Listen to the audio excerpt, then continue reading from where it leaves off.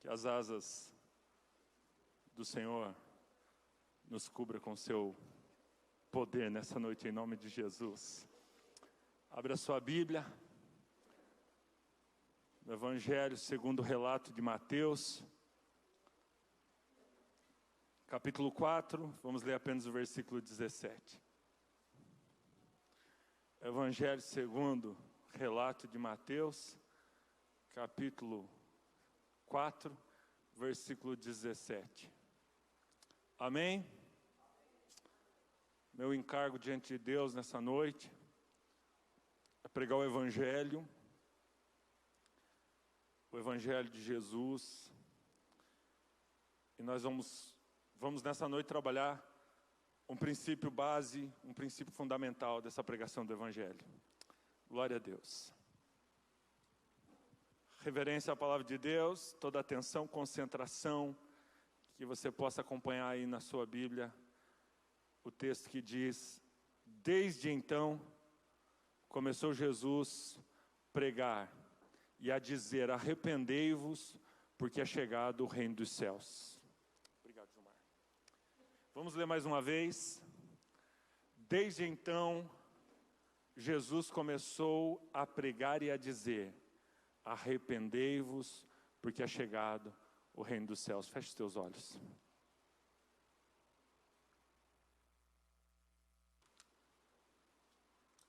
Aleluia. Pai, nós queremos que nessa noite Tu tens algo a falar conosco através da Sua palavra. E com certeza, ó Deus, nessa noite a Sua palavra vai ser, ó Deus, como uma flecha certeira, ó Deus, atingindo o centro do coração, da alma, reavivando o Espírito, ativando o Espírito, em nome de Jesus. Que ao pregar essa palavra, Deus, eu possa pregá-la em amor. Que ao receber essa palavra, os meus irmãos possam receber em amor. Que ela seja pregada em humildade, recebida em humildade. Que ela seja pregada em poder, recebida em quebrantamento, em nome de Jesus.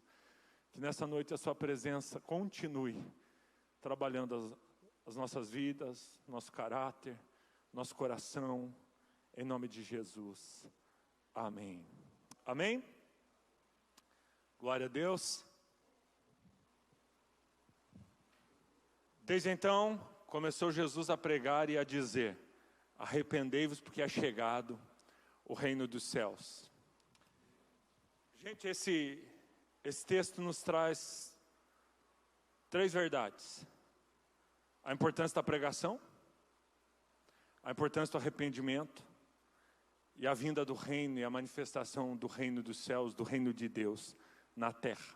Amém? E é sobre esses três aspectos que nós vamos falar nessa noite. Eu tenho certeza que de uma maneira especial e profunda o Senhor vai falar ao seu coração. Primeira coisa que o texto traz, ele vai dizendo assim: desde então Jesus começou a pregar e a dizer. Meus irmãos, desde então significa o seguinte: que existia um cumprimento do tempo das coisas de Deus, da plenitude dos tempos em Cristo Jesus. Existia algo, as coisas foram acontecendo, e se você ler todo o texto e o seu contexto, você vai ver que Jesus estava se posicionando, né, na Galileia dos gentios, e então as coisas vão acontecendo, aonde ele vai ser chamado de Galileu, então Nazaré, e Jesus vai se movimentando para o cumprimento, para a plenitude dos tempos. Ou seja, tudo que aconteceu até Jesus era uma preparação, era a sombra do que haveria de vir. Em Jesus, então se consuma tudo, em Jesus tudo se resolve, em Jesus tudo acontece, em Jesus as grandes coisas de Deus se manifestam aos homens. E quando chega esse tempo, o tempo certo, Jesus então, batizado por João, né, Jesus já com a palavra de Deus, passando pelo tempo do deserto, pela provação, ele vai chegar nesse momento e ele vai começar a pregar. Amém? Então a primeira coisa que eu quero trazer nessa noite é que nós não somos melhores do que o nosso Senhor. O nosso Senhor, ele teve um arauto. O capítulo anterior, os textos anteriores, nós vamos ver aparecendo no cenário João Batista, um arauto, o arauto do rei. A temática da forma que Mateus apresentou Jesus é como rei. Então, como rei, tem as credenciais do rei, como o rei tem a chegada do rei e tem o arauto do rei, que é João Batista. E João Batista, ele vem anunciando a vinda do rei. João Batista vem pregando, voz do que clama no deserto. E João Batista prega uma mensagem exatamente igual à mensagem que Jesus prega. E João Batista vai começar a sua pregação dizendo: arrependei-vos, pois é chegado o reino dos céus. Esse é o arauto do rei. Mas o grande diferencial é que o nosso rei, quando ele chega, ele também prega. Então, se nós formos ver, nós vamos ver os profetas pregando, nós vamos ver Jesus pregando, nós vamos ver os apóstolos pregando, e eu tenho me preocupado, talvez seja um encargo mesmo de Deus no meu coração, que essa geração tenha sido uma geração de crentes, que talvez não estão entendendo, ou talvez nós como pregadores não estamos deixando claro a importância de sermos nós voz de Deus na comunidade.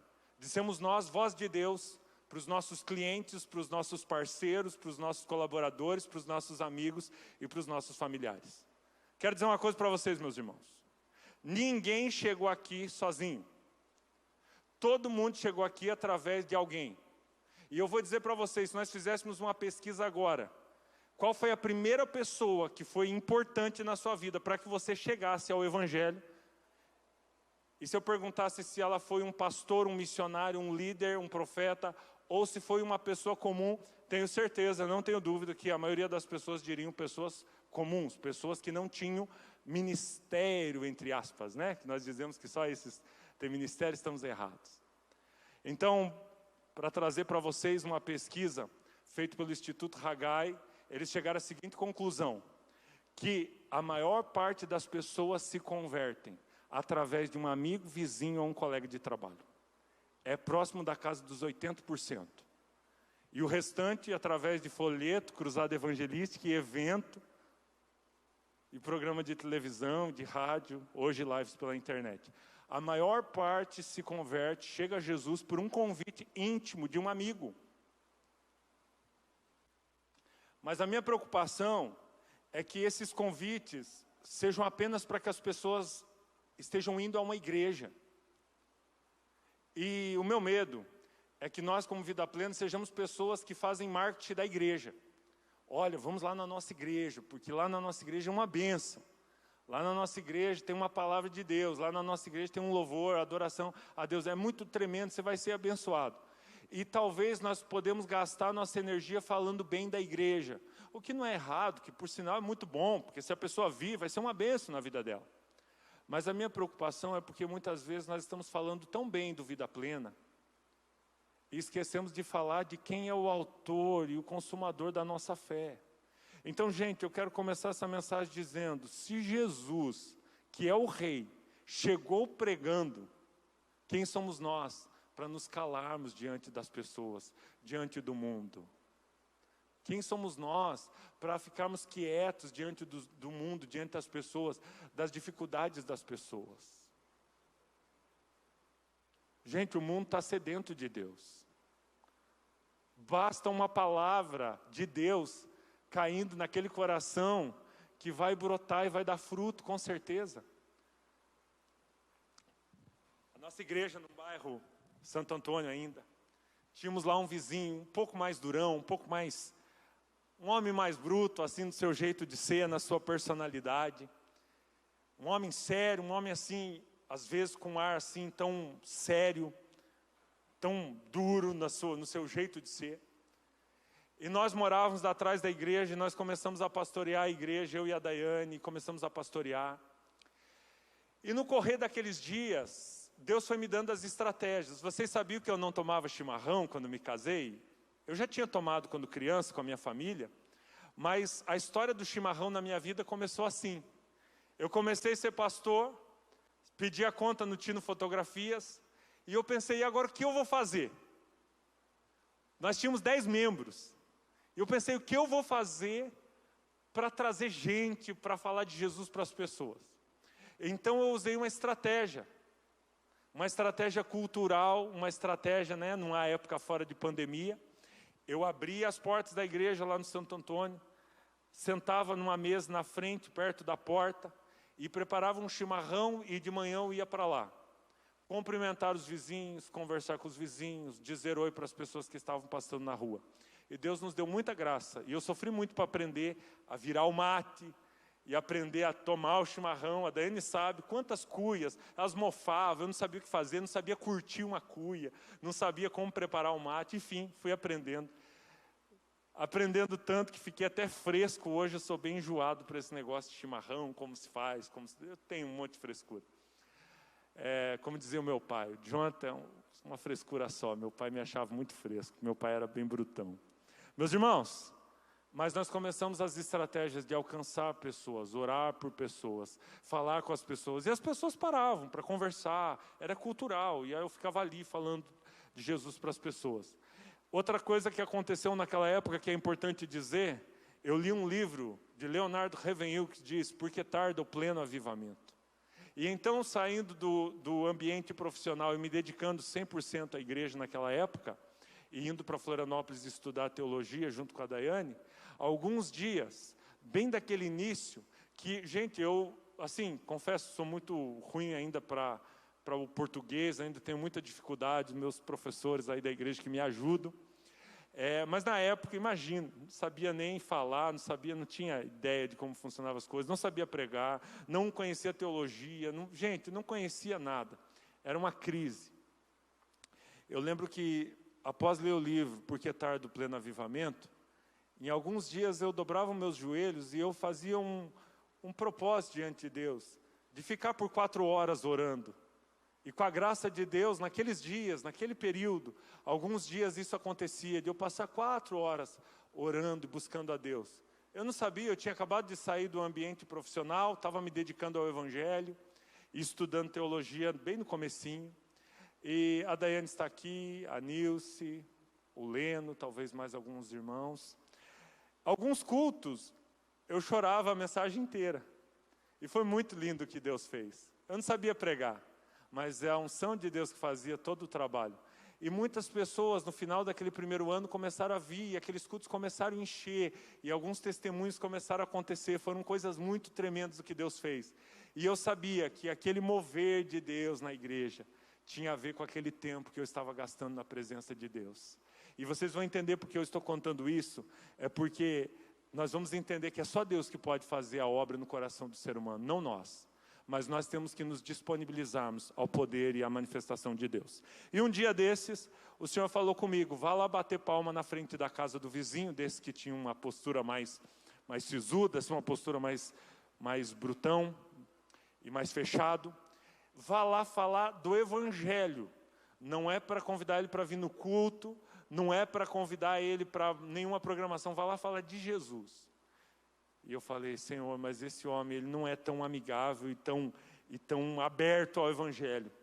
Mas em obediência eu vou. E eu fui na frente da casa dele, bati palma, e ele saiu lá. É meu amigo até hoje, um grande amigo.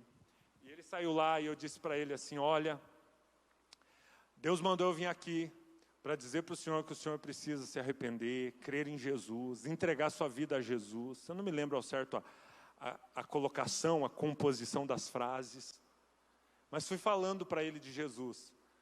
E não sabia o que viria do outro lado, o que ele falaria para mim. E aquele homem começou a chorar e dizer, obrigado, Johnny, muito obrigado, Johnny.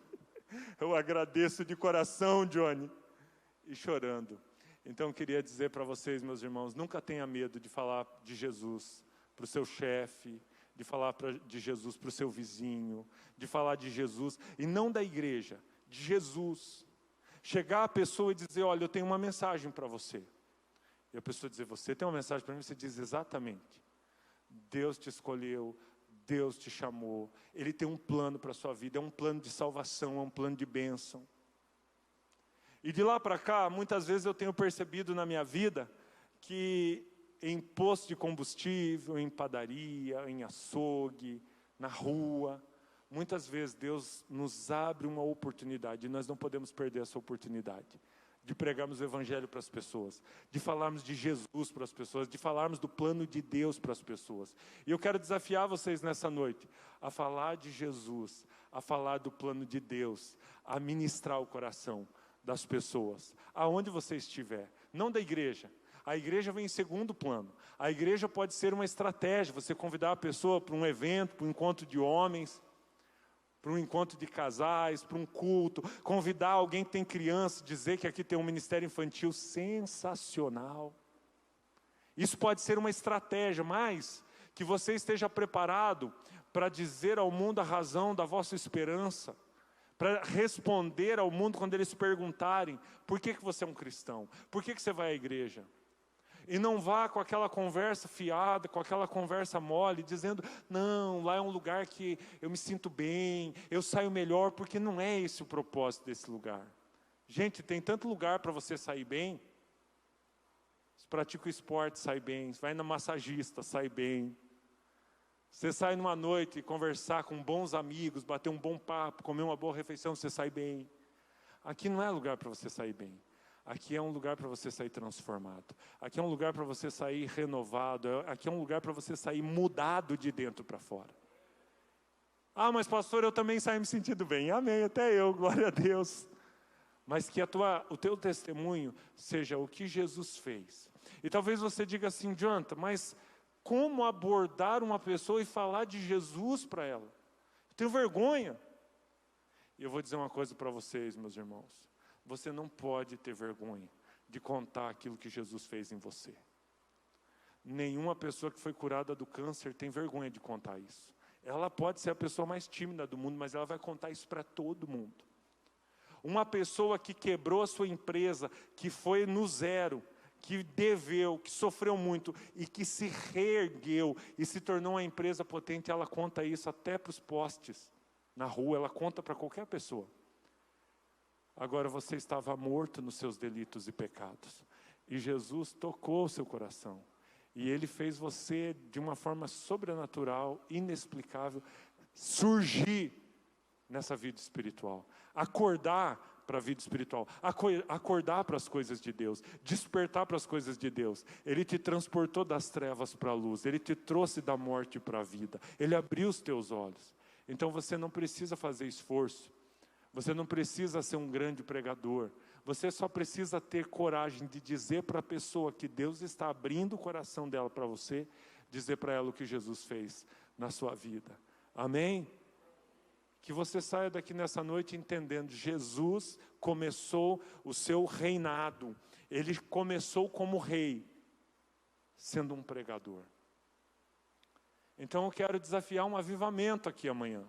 Para aqueles que estão nos assistindo, para aqueles que estão aqui, fale para as pessoas. Nós nunca vivemos um tempo de tantas mortes. Isso tem doído o nosso coração, isso tem trazido confusão para o nosso emocional. As pessoas estão sendo ceifadas dia após dia. Então nós não podemos perder tempo. Nós precisamos ser agentes de oração. Nós precisamos ser agentes de cura, nós precisamos ser agentes de amor, cuidando dos doentes, servindo aqueles que estão doentes, mas nós também precisamos ser uma voz de Deus para as pessoas que estão nas trevas e que precisam da luz de Jesus e do Evangelho. Amém? Que você possa entender isso. E é muito interessante porque a grande comissão vai dizer, portanto, vão... Ide por todo mundo, fazei discípulos de todas as nações, batizando-os em nome do Pai, do Filho e do Espírito Santo, ensinando-os a guardar todas as coisas que vos tenho mandado, e eis que estou convosco todos os dias até a consumação dos séculos. Amém. Isso está em Mateus capítulo 28, 19 e 20. Gente, que garantia você tem? Você tem uma garantia. Quando você aceitar o sim de Deus, de falar de Jesus para uma pessoa que você conhece, Ele está com você. Ele, o próprio Jesus. É duas garantias lindas, né? Todas as vezes que nos reunimos em nome de Jesus, Ele está entre nós. E quando nós vamos pregar o Evangelho, Ele está conosco. Não tenha medo, não tenha medo, não tenha medo, meus irmãos. Olha como é lindo as coisas que Deus faz. Você vai enfrentar batalhas. Um dia eu fui lá naquela região da cidade onde ficam muitos papeleiros, agora eles foram realocados, então eu não sei mais como funciona, mas na ânsia de pregar o Evangelho, eu fui lá naquele local. E estava lá conversando, no meio do papel, no meio das latinhas, E tinha uma senhora com quem eu estava conversando, falando de Jesus, falando do Evangelho, e ela conversando com muita alegria, com muita simpatia, quando de repente ela olhou para mim, era como se ela estivesse olhando assim para frente, e de repente ela olhou para mim e disse assim: eu não gosto de você. E olhou e disse: puxa, que sol mais lindo hoje, ela disse. Eu disse: o quê? Ela disse: estou falando que o sol está lindo. E eu entendi na hora que ali tinha uma manifestação demoníaca, que Satanás não queria que eu estivesse ali, falando do Evangelho, falando de Jesus. Quantas vezes, meus irmãos, eu e a Daiane chegávamos em algum lugar, tinha uma outra senhora que nós visitávamos, que ela disse assim: olha, apareceu para mim uma mulher grandona, e ela disse: não confie neles, no Jonathan e na Daiane. Uma outra casa que nós fomos visitar, nossa, eu estou querendo incentivar vocês a pregar o Evangelho, agora eu vou contar as histórias de endemoniamento, né? Já tem uns fazendo sinal da cruz, se benzendo. Teve uma casa que nós fomos um dia de madrugada, que quando nós estávamos indo para aquela casa, o rapaz começou a desenhar pentagramas no seu pulso e começou a dizer: eles estão vindo, eles estão vindo, eles estão vindo, eles estão vindo. Era assustador. O próprio demônio já anunciando a chegada dos filhos da luz, né? Então eu quero que você saiba que existe uma batalha espiritual. Nós precisamos ter essa certeza. Mas a presença de Jesus, ela está conosco. Ela está conosco. Teve uma casa, uma vez que eu fui, quando eu cheguei, a pessoa veio correndo, pulou em cima do meu carro, com os dois pés, pulou, pá! Falei: meu Deus, parecia os mutantes, parecia, né, X-Men. Deus dá graça, vai abençoando. O desejo de Deus é tocar, salvar. E um dia nós fomos numa casa, meu Deus, agora comecei a lembrar tanta história. Nós fomos numa casa que nós estávamos na sala, e de repente o dono da casa disse: olha, tem também a filha que está lá no quarto, ela tem problemas espirituais e tal. Eu fui lá e a situação era grave, era feia a situação. Saí de lá e disse para a Daiane: vai lá orar por ela. E a Daiane, na maior inocência, foi quando a Daiane chegou assim: Uah! A Daiane disse: você é sacana, hein? Você me mandou ir lá. A Daiane levou um susto. Situações horríveis, né? Situações terríveis. Mas o que eu quero que você entenda, o que Jesus nos disse: você é a luz do mundo, você é o sal da terra. Quando você chega com uma mensagem, não precisa... Gente, está tudo errado aqui nessa igreja. Eu estou ouvindo coisa aqui que não está certo. Vai um crente da igreja, ora pela pessoa e diz: não, mas eu vou chamar o pastor, porque se eu chamar o pastor... Gente, não é isso aí, não, pelo amor de Deus. Vocês estão dando uma ênfase num título que não é o que Deus quer, não. Pastor é treinador. Pastor está aqui para treinar, instruir, orientar. Efésios 4:11. E Deus chamou uns para apóstolos, outros para profetas, evangelistas, pastores e mestres, a fim de capacitar os santos, ou seja, vocês, para fazerem a obra de Deus. Então, gente, nós precisamos. Eu estou com uma mensagem aqui de uma mulher que tem, de uma mulher que tem familiares em Lebon Regis. E ela me mandou uma mensagem dizendo que ela veio visitar os familiares, que ela pregou o Evangelho para os familiares, que os familiares aceitaram Jesus e que ela estava fazendo uma célula e estava me convidando como pastor para ir na célula, porque depois que eles forem embora para Blumenau, alguém tem que cuidar daquele povo, que já dava ali mais de 10, 15 pessoas. Acho que ela ficou alguns dias ali em Lebon Regis. Aí, é claro, liguei para o Lucas, né, da Grazi, lá em Lebon Regis, falei: Lucas, tem uma missão para você. Naquele dia eu tinha encontro de homens e passei a missão para o Lucas, mandei um vídeo para eles. Mas a mulher veio visitar seus parentes e entrega para uma igreja assim, um grupo para ser atendido, para ser visitado, para ser aconselhado. E eu já fiz um contato lá com o Lucas. Então, meus irmãos, eu quero dizer que muitos de vocês são pessoas frustradas. Por que você é frustrado? Porque você queria experimentar mais de Deus. Você queria experimentar os milagres de Deus. Você queria experimentar a unção de Deus. Quem não queria experimentar orar por um doente e o doente ser curado? Quem não queria experimentar de ver um endemoniado sendo liberto em nome de Jesus? Quem não quer... Alguns fazendo assim, né? Não, eu não. Quem não queria ver uma pessoa se entregando a Jesus, mudando de vida, mudando a sua história? Quem não quer ver um suicida abandonando o seu plano? Mas nada dessa unção vai ser liberada sobre você, se você não estiver disposto a cumprir o ID de Jesus. Gente, a gente ficou muito igrejeiro, a gente ficou muito acostumado, nós perdemos muito nosso feeling de pregadores do Evangelho. Gente, nós precisamos ser pregadores do Evangelho. Gente, eu cresci em movimento de pregação do Evangelho, e cresci em um movimento muito lindo. Nós íamos à tarde e fazíamos na praça, culto na praça. Nós íamos à tarde e nós fazíamos pregação, batendo de casa em casa. Nós não éramos testemunhos de Jeová, né? Mas batíamos lá de casa em casa. Aí você diz, mas é chato. É chato? Você acha chato que vai lá alguém bater na sua casa? Você passa a noite angustiado, com ansiedade, com depressão, com vontade de morrer. No domingo de manhã alguém bate na sua casa e diz, eu tenho uma mensagem de Deus para você. Pode ser chato para 10, mas para um pode salvar a vida. É chato para quem está bem, é chato para quem está tudo certo, é chato para quem está ótimo. Mas passa uma noite angustiado, com crise de ansiedade, coração acelerado, com vontade de morrer, angustiado. E alguém bate na sua casa lá para ver se é chato. Não é chato não, meus irmãos.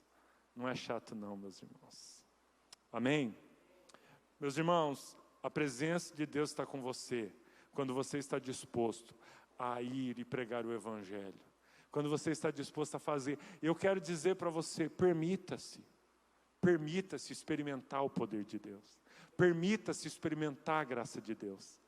Permita-se. Um dia nós fomos para Lebon Regis, conhecemos um lugar chamado Doce. É um bairro, e é um bairro bem complicado, bem pesado, tá, meus irmãos? Bem complicado. Hoje eu não sei, isso faz mais de 15 anos.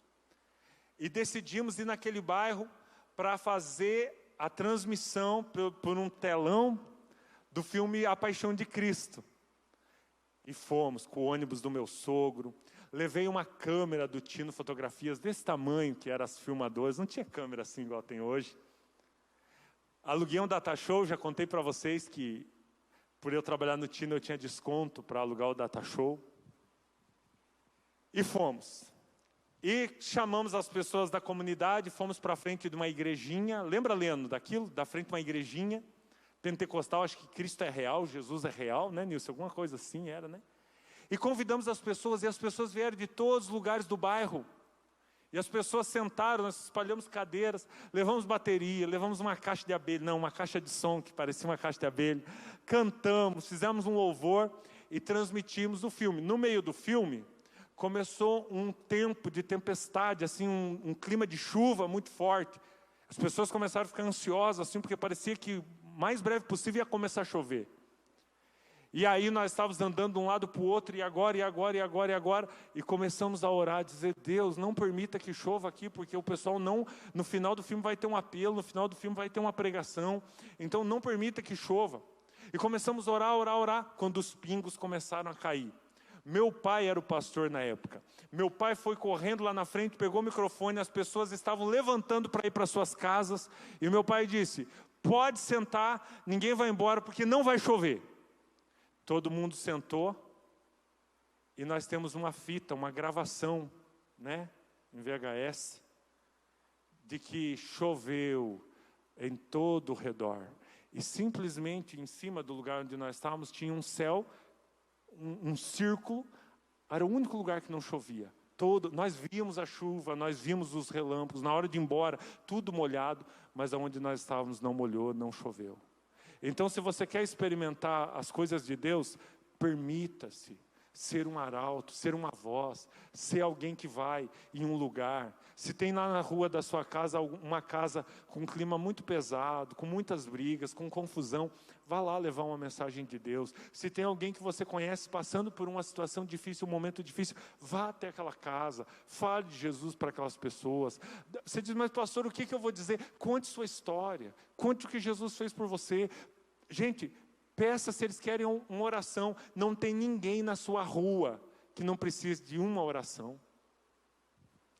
Se você bater numa porta de um estranho e dizer, você quer que eu ore por você? Ele vai ser alguém que vai te receber bem. Fique tranquilo. mas seja uma voz de Deus. Pregue o Evangelho.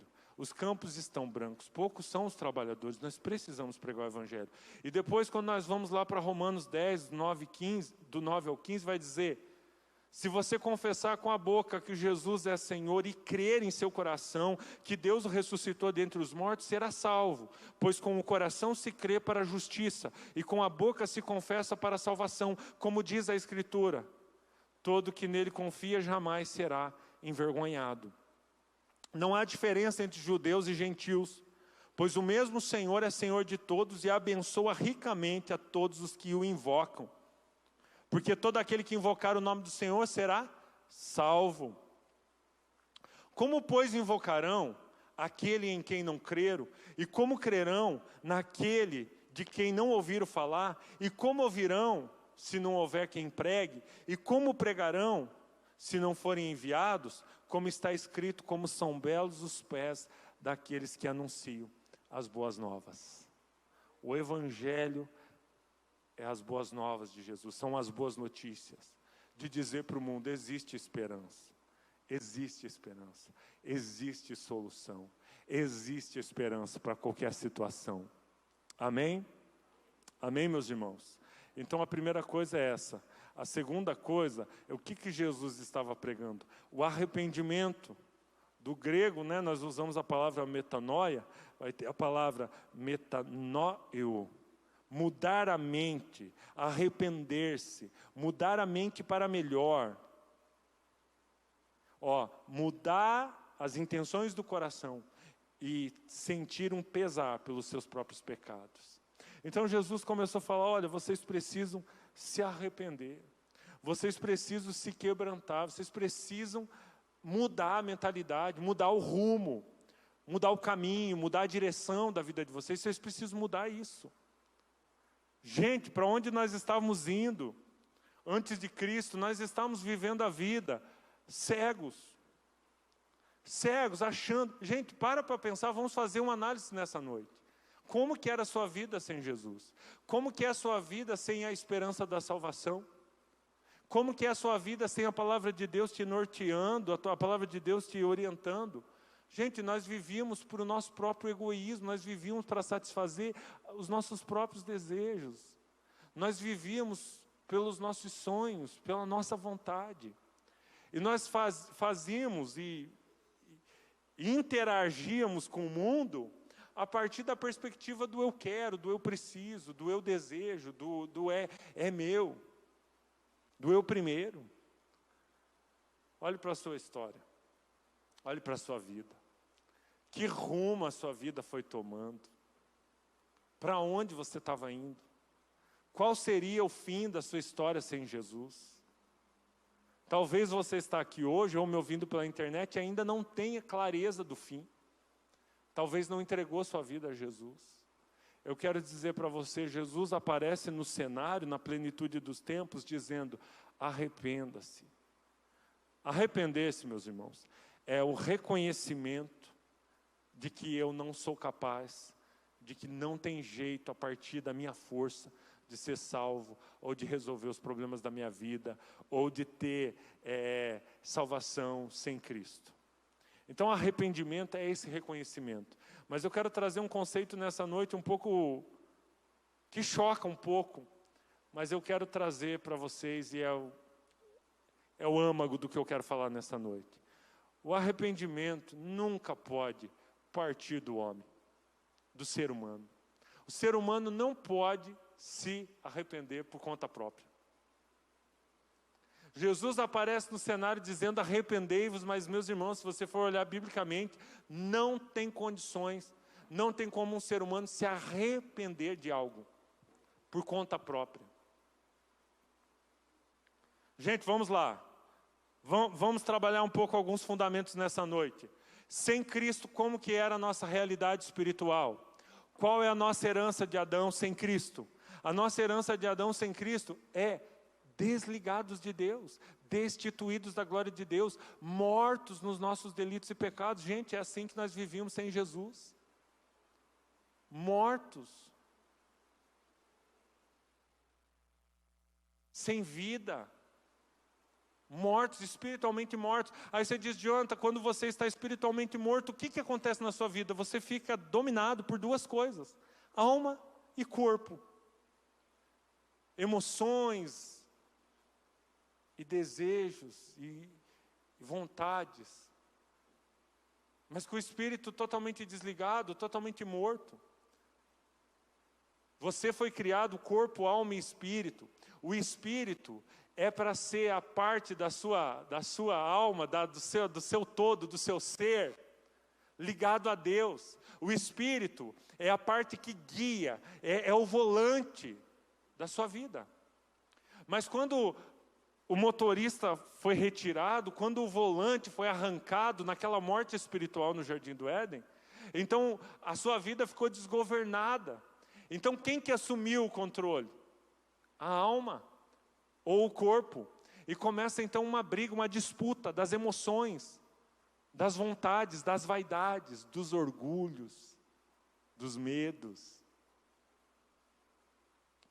E você começa a ser guiado por esse teu jeitão de ser. E você começa a ser guiado pela sua forma de fazer as coisas, pelo seu orgulho, pelo seu ego, como disse Freud. Você começa a ser guiado por isso. E Freud vai dizer, e é muito interessante o que ele diz, que o ser humano, porque ele não conhece a perspectiva da palavra de Deus quando ele diz isso, mas ele vai dizer que o ser humano é movido por duas coisas: o desejo de ser importante e os desejos sexuais. Vamos pegar esses dois desejos. E talvez a gente poderia dizer que Freud trouxe uma contribuição gigantesca para a teologia. Porque ele só reafirma o que a Bíblia diz. Que a alma, sentimentos, emoções, ou seja, desejo de ser importante. E depois Freud vai dizer o desejo sexual, ou seja, a carne, as vontades do corpo. É o que a palavra de Deus já dizia. O que Freud não tem na sua teoria, na sua linha de raciocínio, é que existe um Deus que se interessa pelo ser humano e que pelo poder dele toca o ser humano e religa o espírito. Daí vem a palavra religião, religare, reativa. E num dia feliz, num santo lugar, em alguma ocasião da sua vida, seus olhos se abriram para as coisas espirituais. E quando seus olhos se abriram para as coisas espirituais, a carne e a alma entram em desespero. Por quê? Chegou o motorista. Agora você é guiado pelo Espírito de Deus. Agora você é guiado pela palavra de Deus. Mas aí o que acontece um dia depois da sua conversão? Uma grande conspiração. A alma e o corpo querendo tomar de volta o volante. E o começo da vida de um crente, talvez boa parte dela, é esse carro onde a carne está tentando dirigir, onde o espírito está tentando dirigir, onde a alma, os sentimentos, as emoções estão querendo tomar conta do volante. Então nós começamos aquilo que nós chamamos de um processo de santificação. Esse processo de santificação é para que a cada dia a alma e o corpo saibam qual é o seu lugar. O Espírito de Deus governa a nossa vida a partir de agora. Amém? Mas essa briga, ela é dura, ela é dolorida, ela é cansativa. Meus irmãos, o que eu quero trazer para vocês aqui é que nós só podemos nos arrepender, nos converter, mudar de vida, se Deus nos tocar. O que eu vou falar é muito complexo, eu não quero me deter aos detalhes. A Dani está me olhando atravessado. Mas o que eu quero dizer, meus irmãos, é que cabe a nós, como cristãos, pregar o Evangelho, orar pelos não cristãos.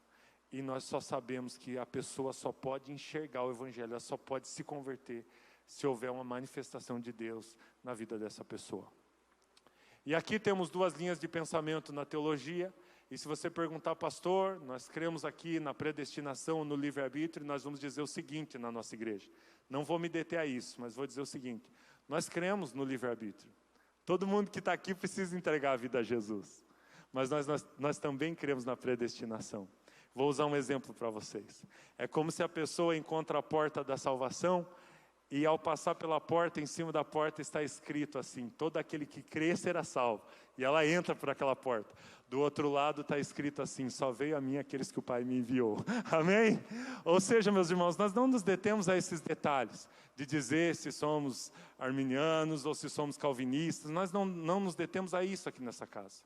O que nós sabemos é que o arrependimento só pode ser produzido pelo toque de Deus. Se mediante a predestinação, amém. Se mediante a escolha, ao livre-arbítrio, amém também. O que diz em Atos 5,31 é: Deus o exaltou, colocou à direita como príncipe e salvador, para dar a Israel arrependimento e perdão dos pecados. Em Atos 11:18 vai dizer: ouvindo isso, não apresentaram mais objeções, e louvaram a Deus, dizendo: então, Deus, olha, escuta o texto, concedeu arrependimento para a vida até mesmo dos gentios. Amém? Eu quero dizer com isso, gente, só tem uma forma de uma pessoa ser tocada por Deus e entregar a vida a Jesus. É quando de alguma maneira Deus se manifesta para essa pessoa. Quando Deus se manifesta, quando Deus, Ele de alguma forma toca o coração dessa pessoa.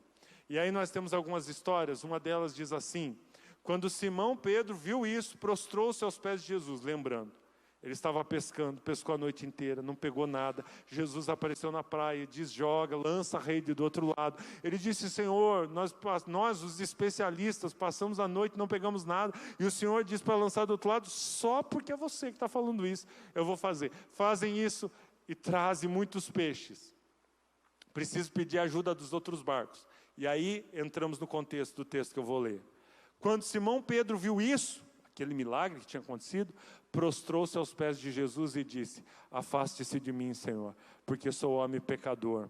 Pois ele e todos os seus companheiros estavam perplexos com a pesca que haviam feito, como também Tiago e João, os filhos de Zebedeu, sócios de Simão. Então Jesus disse a Simão: não tenha medo, de agora em diante você será um pescador de homens. Eles então arrastaram seus barcos à praia, deixaram tudo e seguiram Jesus.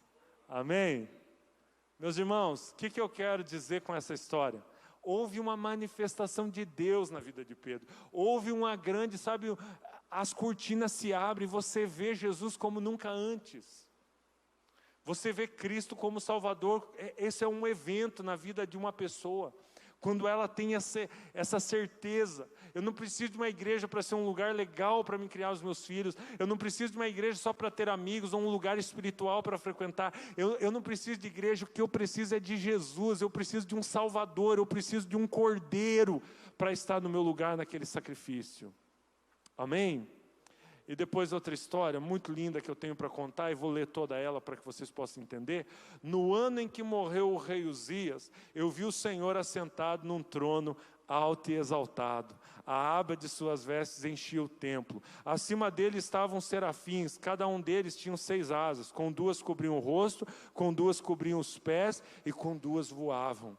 E proclamavam uns aos outros: Santo, Santo, Santo é o Senhor dos exércitos. A terra inteira está cheia de sua glória. Ao som de suas vozes, os batentes das portas tremeram e o templo ficou cheio de fumaça. Então gritei: ai de mim, estou perdido, pois sou homem de lábios impuros e vivo no meio de um povo de lábios impuros. E os meus olhos viram o Rei, o Senhor dos exércitos. Então um dos serafins voou até mim, trazendo uma brasa viva que havia tirado do altar com uma tenaz. Com ela tocou minha boca e disse: veja, isto tocou os seus lábios. Por isso a sua culpa será removida e o seu pecado será perdoado. Então ouvi a voz do Senhor conclamando: quem enviarei? Quem irá por nós? E eu respondi: eis-me aqui, envia-me a mim. Amém? Eu quero comparar essa história com a história de Pedro para entender e trazer uma clareza sobre o contexto que nós estamos falando. Nós temos na história de Pedro Jesus ali, se apresentando, Jesus se manifestando. E Jesus, ele vai chamar Pedro e dizer, para eles: jogue do outro lado. Jesus tendo a iniciativa. eu vou dizer, você só está aqui porque Deus teve a iniciativa. A Bíblia diz que Ele nos amou primeiro. Amém? E é muito lindo isso, porque nós não podemos ter orgulho nem de sermos crentes, né? Alguns crentes muitas vezes falam, não, obrigado, Senhor, por eu ser evangélico, por ser da terceira geração de batistas na minha família. Obrigado, Senhor, por eu ser um crente e ter nascido num lar cristão, ter nascido num berço cristão. Ah, Deus, glória a Deus por isso. Primeiro, que ninguém nasce convertido, todo mundo nasce ruim para chuchu, descrente, longe de Deus. Pode nascer num lar cristão, que é uma benção, mas não faz disso um crentinho. Amém? Mas a primeira coisa que nós vamos pensar sobre como uma pessoa é salva é a iniciativa de Deus. Ele busca, ele foi buscar, tinham 100 ovelhas. Ele percebeu que uma fugiu nessa história das ovelhas, uma sumiu. Então ele deixa as 99 e vai buscar uma ovelha. Então o que eu quero que você entenda nessa noite? A salvação, a tua e a das pessoas que Deus quer alcançar através de você, é iniciativa de Deus. Eu só estou aqui porque Deus teve essa ideia. Eu só sou crente porque Deus alcançou a minha família, alcançou a minha vida, naquele dia marcante, naquele evento extraordinário, cósmico, no dia que eu entreguei minha vida a Jesus e fui resgatado. Então, meus irmãos, isso é iniciativa de Deus. Se isso é iniciativa de Deus, é por isso que nós parecemos loucos. Fechamos nossos olhos, levantamos nossas mãos e só queremos adorar, porque, gente, a ideia foi dele. E é por isso que se canta aqui, né? Porque dele, por ele, para ele todas as coisas. É por isso que nós cantamos, né? Nunca foi sobre nós. É por isso que nós dizemos a ele toda a honra, toda a glória, porque a iniciativa foi dele. E eu queria dizer, quão privilegiado você é, porque Deus teve a iniciativa de te alcançar de uma forma inédita. Ninguém foi salvo aqui do mesmo jeito, foi inédito. Foi um dia, foi uma manifestação tremenda. Vou contar uma história com todo respeito a vocês nessa noite. Mas meu pai era um líder católico. Meu pai era um líder de um pequeno grupo na igreja católica, um grupo de procissão, um grupo de reuniões de oração. Começou a frequentar os carismáticos, foi aí que a coisa ficou complicada. Porque lá nos carismáticos eles se reuniam nos fundos da igreja católica, naqueles encontros pentecostais da igreja católica, e naqueles encontros carismáticos eles cantavam, vem, vem, vem, Espírito Santo, enche minha vida, transforma o meu viver. Nunca vou esquecer, eu era criança, de ir nos fundos da igreja católica lá com os meus pais, e ver os católicos levantando as mãos, nunca tinha visto na missa. Perigoso cantar, vem, vem, Espírito Santo, muda minha vida, transforma o meu viver. E o meu pai começou uma jornada a partir de um dia que chegou um crente na casa dele, um crente sem instrução para ter jeito, para ter sabedoria, mas Deus age de uma forma tão incrível. E o crente chegou na casa do meu pai, e nós estávamos nos preparando para um tempo de procissão, para uma grande campanha que acontece de 20 em 20 anos na igreja católica. E nós tínhamos mandado fazer no marceneiro um andor, isso na minha casa, tá, meus irmãos? Um andor, você sabe o que é um andor? Os evangélicos de criança, quem nasceu num berço evangélico não sabe o que é um andor. O andor é um negócio de madeira que põe no ombro, como se fosse a Arca da Aliança, em cima se gruda a santa e faz uma decoração, e se vai orando aquela santa e cantando até o lugar onde se encontravam nas reuniões de oração, e no grande dia, todo mundo com uma vela ia se encontrar na matriz, ia se encontrar na igreja central do bairro que eu morava, na cidade de Cascavel, interior do Paraná. O que aconteceu? Aquele crente, que eu acho que era muito pentecostal, bateu lá na porta e conversando com meu pai, vim aqui para te falar de Jesus. Meu pai falou, ele disse, está vendo aquela santa que você tem ali? Atrás de todo santo tem um demônio que se manifesta. Meu pai foi rude com ele, mandou ele embora de casa, e meu pai ficou com raiva dele. Porque ele não teve sabedoria, não teve jeito, não teve amor, não teve nada dessas coisas que nós estamos sempre ensinando. Mas meu pai falou, por que é que aquele crente veio aqui dizer isso?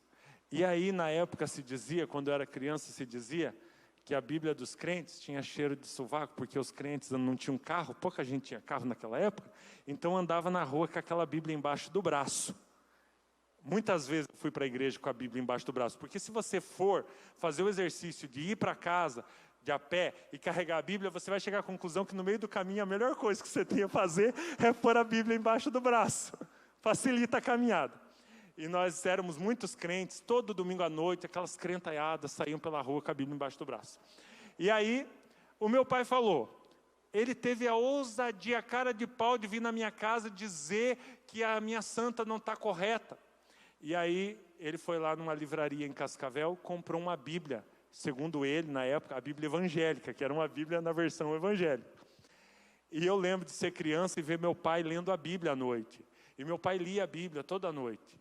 E aí, gente, a combinação, vão fazendo a conta comigo. Vem, Espírito Santo enche minha vida, transforma o meu viver. Mas ler a Bíblia todas as noites, não ia dar coisa certa isso aí. Alguma coisa de Deus muito forte ia acontecer.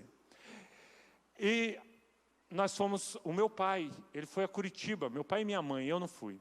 Ele foi a Curitiba para visitar minhas tias, a minha avó já estava indo morar em Curitiba porque minha avó estava doente. E meu pai e minha mãe foram a Curitiba. E quando chegaram a Curitiba, eles começaram a ver que os crentes iam na casa das minhas tias, visitavam a minha avó, e eles começaram a descobrir que tinha uma tal de igreja batista, e até eles estranhavam, porque as mulheres cortavam o cabelo, usavam calça, era diferente do que se pensava dos crentes até então. E aí meu pai começou a ter uma crise, assim, aquilo começou a incomodar tanto ele. E ele fez uma oração, ele disse, Deus, me mostra de alguma maneira, de alguma forma que eu possa entender o que eu tenho que fazer da minha vida. E ele era líder do grupo de procissão em Cascavel. Numa daquelas noites que ele estava em Curitiba, fazendo essa oração, tendo contato com os irmãos da igreja evangélica, a santa caiu lá na procissão. Por isso que eu disse que eu conto com muito respeito, né? Você sabe do meu amor, do meu carinho pelos católicos. A santa caiu e quebrou em muitos pedaços. E eles ligaram para o meu pai e disseram assim, Alvino, e ele era o líder daquele grupo, a santa caiu e quebrou em muitos pedaços. E aquilo ficou no coração do meu pai. Puxa, eu coloco a minha vida nas mãos da santa, para que ela proteja a minha vida. E ela caiu e ela quebrou. Então assim, ele ficou numa crise. Por isso digo com muito respeito, meus irmãos. Ele foi à igreja batista e ele chamou o pastor, na época, Antônio Lopes, e falou, pastor, eu estou procurando uma igreja para frequentar. Tem algo acontecendo comigo. Eu preciso frequentar uma igreja evangélica. E o pastor falou para ele, não é disso que você precisa. Não é de uma igreja. Não é de uma igreja evangélica que você precisa. Ele falou, então o que eu preciso? E o pastor Antônio Lopes, um senhor de cabelinho branco, falou para ele, irmão, porque os evangélicos falam irmão, o que o irmão precisa é de Jesus, é de ter um encontro com Jesus. Eles voltaram para Cascavel, arrumaram a mudança, e nós fomos morar em Curitiba. E eu me lembro de estar dentro de um ônibus, fazendo a viagem, Cascavel a Curitiba, e eu me lembro da minha mãe dizendo para mim assim, filho, nós vamos frequentar uma igreja evangélica. Eu tinha uns 5 anos. Eu não fazia ideia do que era isso. E no primeiro dia que nós fomos no bairro de Vila Maria Antonieta, na localidade de Pinhais, região metropolitana de Curitiba, a primeira vez que eu fui na igreja, a primeira coisa que eu me lembro é que ao chegar perto da igreja, a banda de louvor estava ensaiando e eu ouvi o som da bateria. E minha mãe disse, tem uma bateria lá. E como toda criança, eu me converti primeiro à bateria e depois, nunca aprendi a tocar, mas era o que eu mais gostava. E nunca vou esquecer da noite gloriosa, posso assim dizer, gloriosa, em que eu estava no culto, não entendia nada do que o pastor estava falando, não entendia nada. Eu era uma criança de 5 anos, né, um pouco menor que o Benjamin. E eu me lembro que o pastor falou para ficar em pé, todo mundo ficou em pé, todo mundo fechou os olhos, fecharam os olhos. E eu me lembro do pastor dizendo, não sei com quais palavras, se alguém quer entregar a vida a Jesus, venha aqui na frente.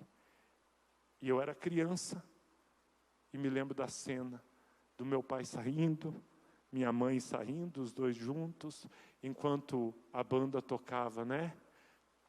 Senhor, formoso és, tua face eu quero ver. Neste lugar, tua graça invade-me, acende a chama, ó Pai, que uma vez brilhou, vem limpar, brilhar, resplandecer o meu primeiro amor. Muitas pessoas estavam lá na frente e o meu pai e minha mãe voltaram emocionados. E a partir daquele dia, a única lembrança que eu tenho é que o meu avô era alcoólatra, morreu muito cedo por problema de cirrose. E o meu pai era uma pessoa que trabalhava muito, mas com 28 anos já bebia muito, quase alcoólatra. E o que eu me lembro é que aqueles dias foram os dias mais felizes da minha infância, porque uma alegria invadiu a nossa casa. Meu pai e minha mãe foram atrás de comprar um terno e uma roupa social para ir na igreja. Nós andávamos de a pé no barro, mas meu pai estava de terno, gravata. E eu me lembro que era tanta alegria, que toda noite no final do culto, eles iam com os irmãos, conversando, paravam na casa do irmão chamado João Batista, e ali eles ficavam por horas conversando, e eu não sabia o que eles estavam conversando, eu estava brincando de se esconder, de pega-pega. Um dia a empolgação, a alegria era tão grande, que quando eu olhei para um lado, olhei para o outro, cadê meu pai e minha mãe? Nossa, eu tive esse privilégio como Jesus, né? Eles tinham ido embora e tinham me deixado na igreja. Não conhecia ninguém. Comecei a chorar. De repente meu pai chegou, Jonathan, tinha esquecido. Meus irmãos, eu quero dizer para vocês, principalmente aos adultos que estão aqui hoje, quando uma pessoa da família entrega a vida a Jesus, tem essa experiência com Cristo, que é a iniciativa de Deus, gerações serão abençoadas. Gerações serão abençoadas.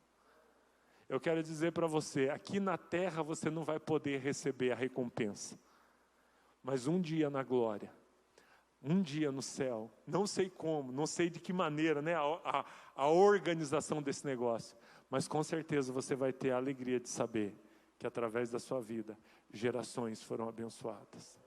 Filhos, netos, bisnetos, tataranetos foram abençoados. Meus irmãos, é iniciativa de Deus.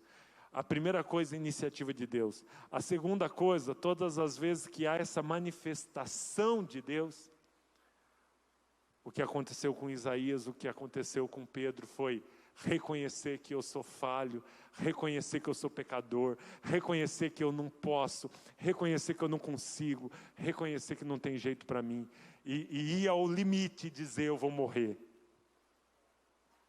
O dia da conversão é o dia que você vai no limite e você diz, eu vou morrer.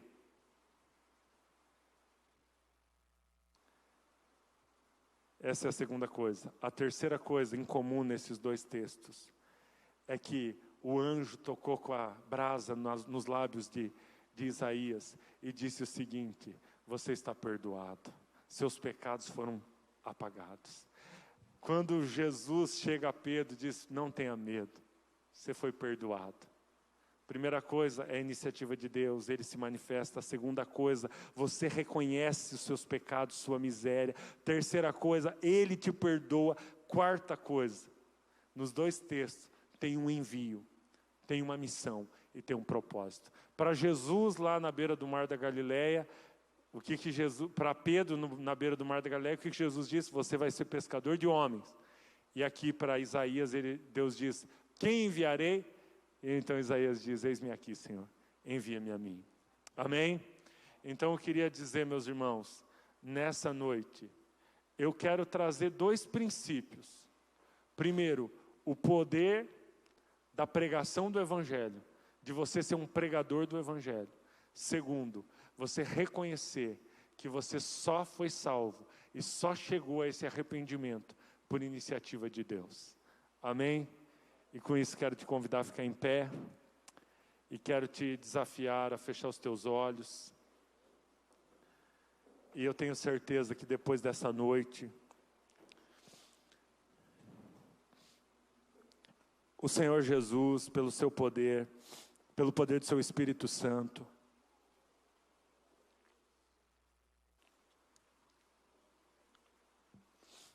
vai colocar em seu coração duas coisas. Eu vou inverter a ordem agora. Tem pessoas aqui que nunca tinham tido essa entrega a Jesus, esse encontro com Jesus. Pessoas que nunca fizeram essa entrega total. Você está aqui hoje, alguns há muito tempo nem vinham no culto presencial. Alguns estão assistindo a live, nem sabem como chegar nessa live. Alguns estão assistindo esse vídeo aí, pelos dias afora.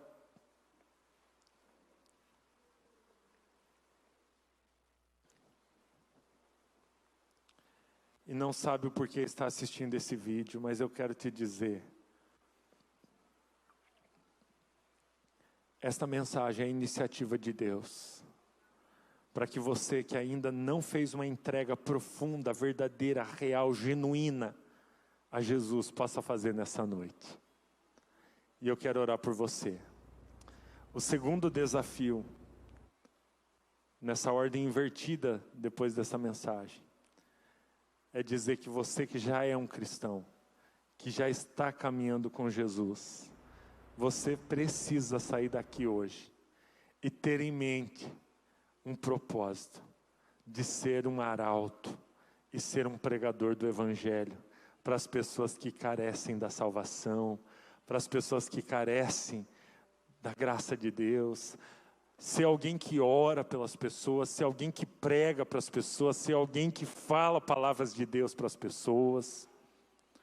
Eu quero desafiar você nessa noite a sair daqui, e eu quero dizer, dessa noite, muitos frutos surgirão, brotarão, nascerão, porque pessoas comuns, quando estão disponíveis ao Espírito Santo, vão vivenciar o extraordinário de Deus.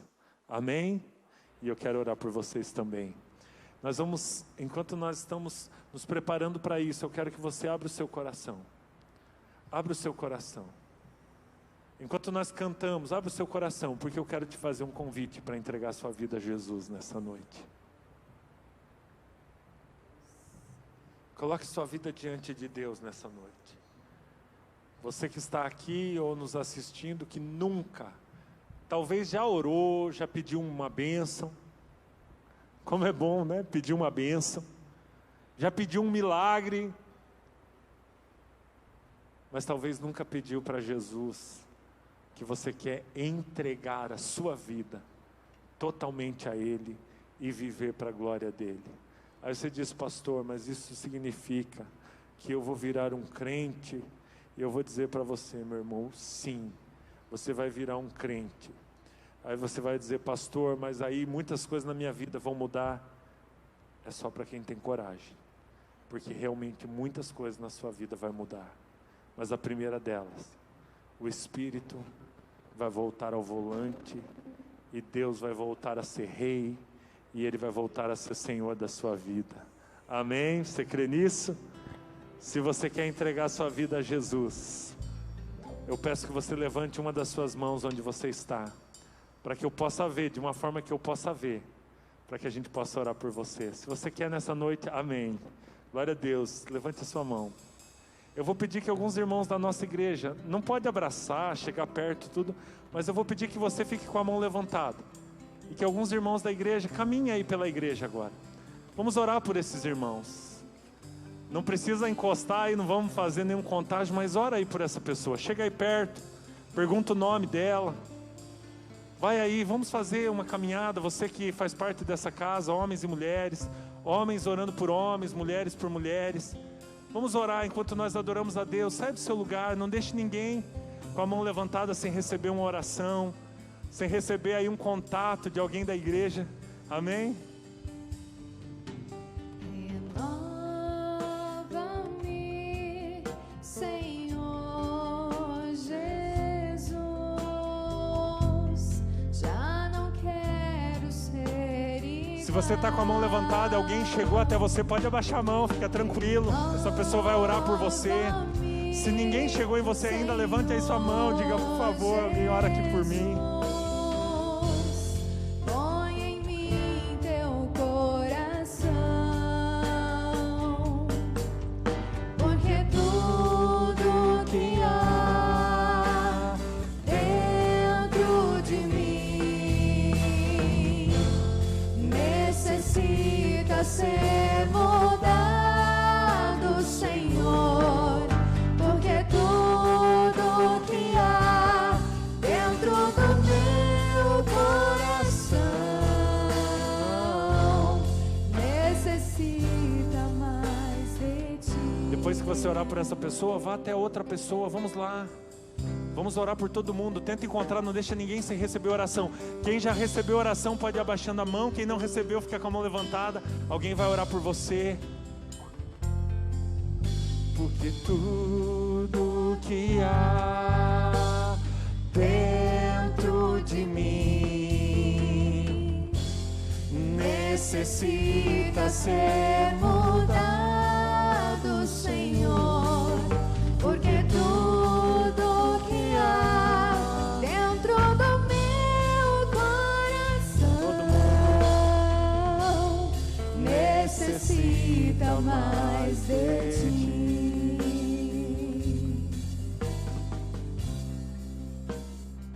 Eu quero orar por vocês. Agora eu vou pedir que aqueles que levantaram as mãos, ore comigo repetindo essa minha oração. Amém?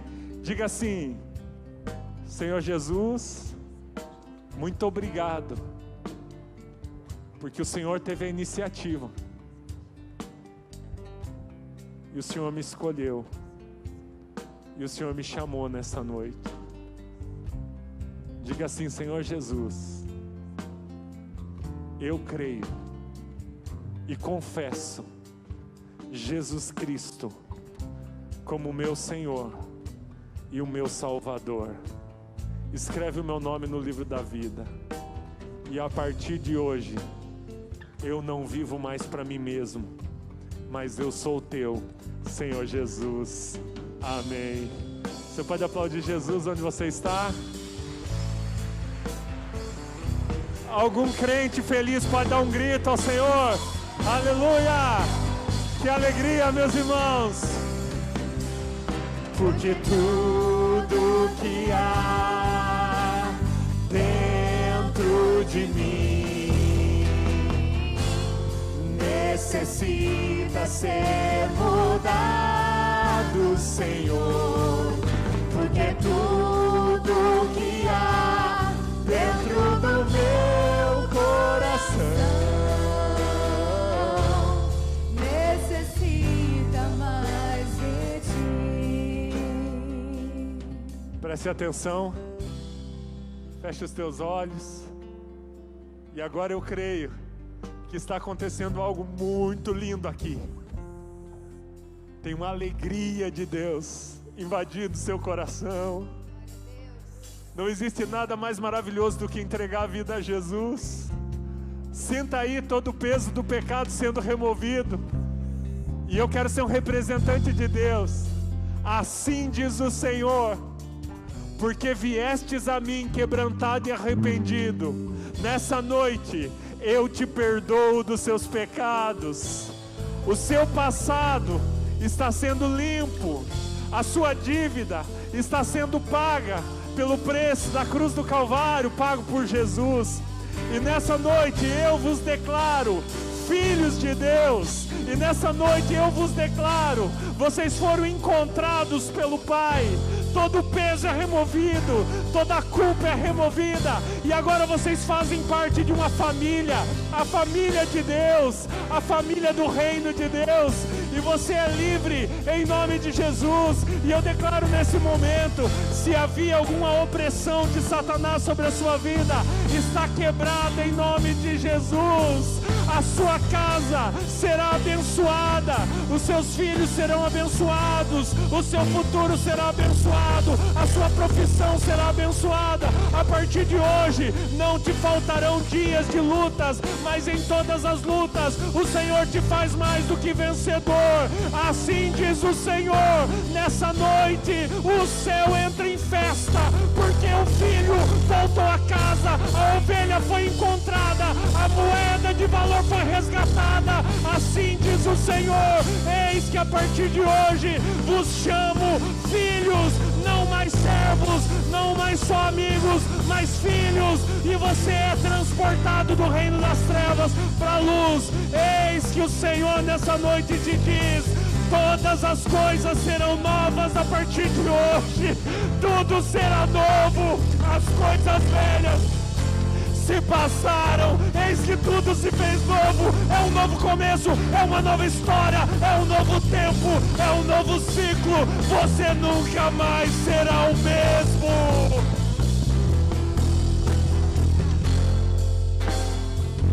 Vamos dizer, porque tudo, vamos dizer como igreja, porque tudo que há dentro de mim necessita ser mudado, Senhor.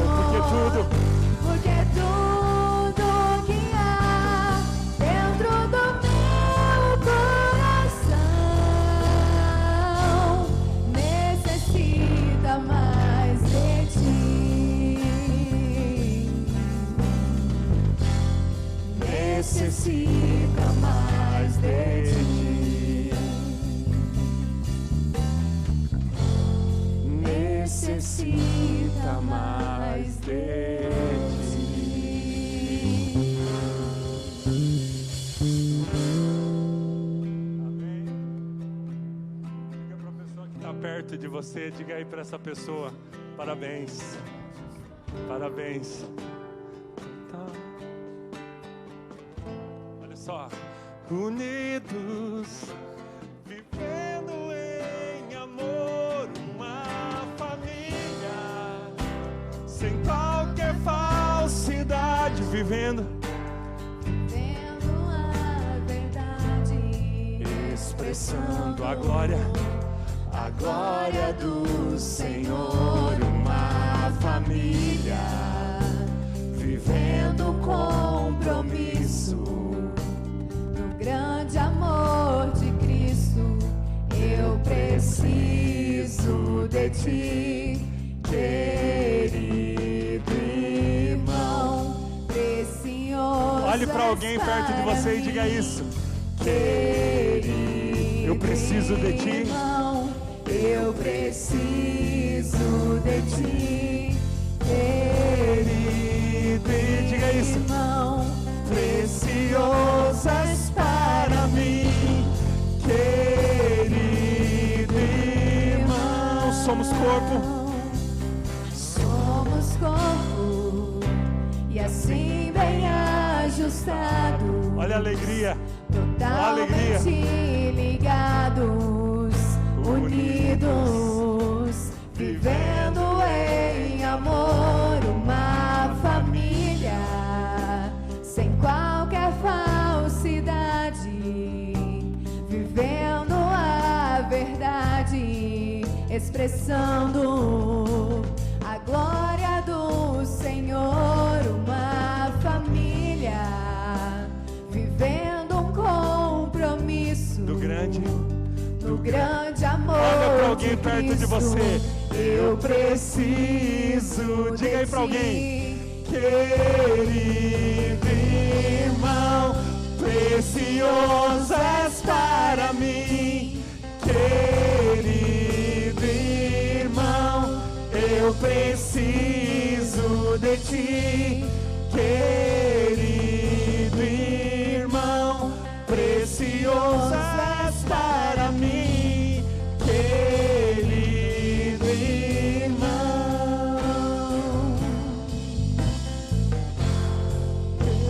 querido irmão, preciosas para mim. Amém? Glória a Deus.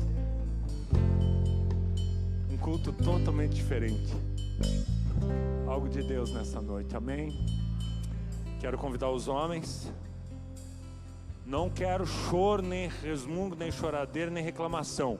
Vai estar frio para chuchu terça. Quero todo mundo aqui, amém? A banda do Clark vai estar ministrando louvor.